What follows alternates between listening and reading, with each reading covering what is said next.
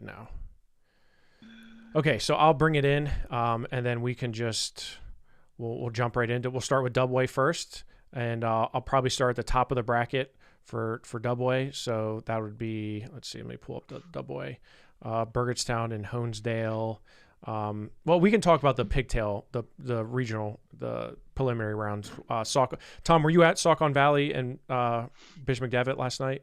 Yes. Okay. Dustin, you did not go, I'm assuming, right? Okay. I did not go.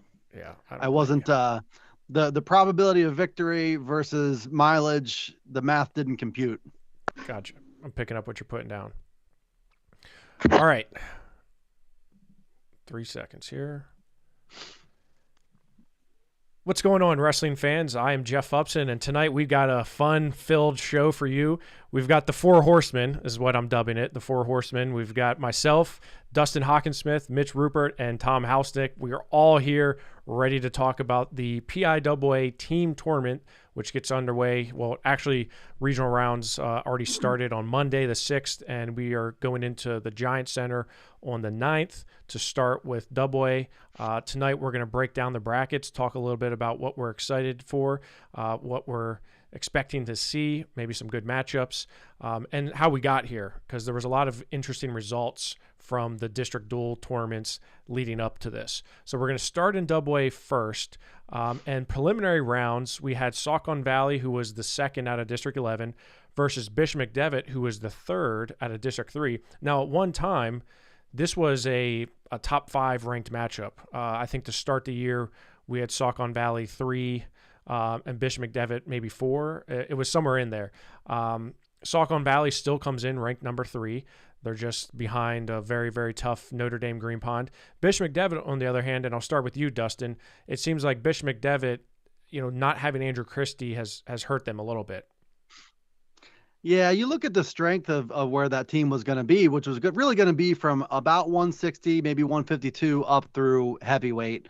And that got compromised a little bit with Andrew Christie. I don't think a lot of teams can really absorb losing a state finalist and still be themselves.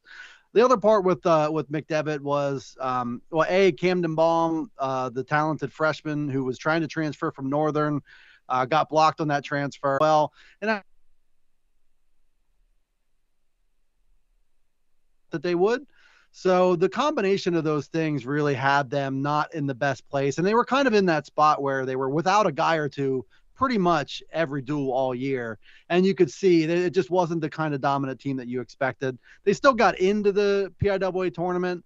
Really tough draw. Anytime you're the third placer from District 3, you got to travel an hour and a half, 2 hours to the Lehigh Valley to wrestle the defending state champs. That's a tough draw. And, I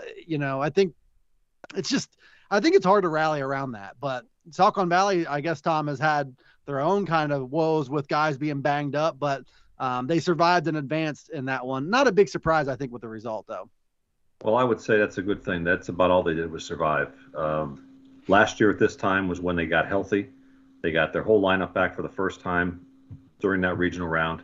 That's not the case now. They got a couple of guys back in the last week or so. Jared Roan and Travis Riefenstahl came back, and then they lose Hector Mateo to a foot injury, and then they had Ty Fisenmeyer got hurt in the district semis. He didn't wrestle last night, and they got 3 guys hurt last night.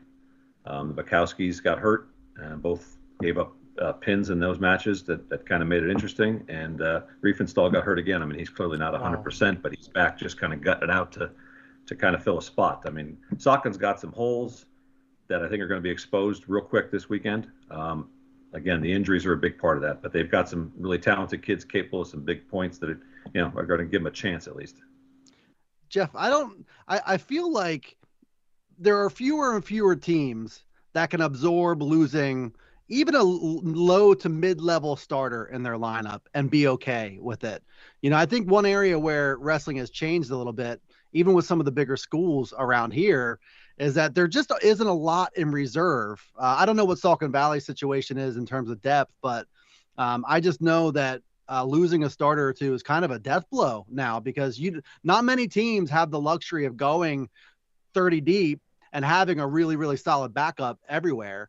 Injuries are a tough part of the sport, and when you're down in this day and age with where the numbers are a little bit lower, it's hard to come back from that.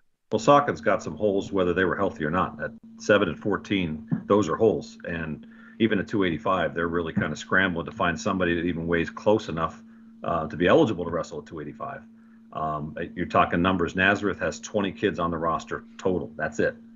And you have 3 guys hurt. All of a sudden, Nazareth's vulnerable to some teams. And obviously, Becca, whether you have a full lineup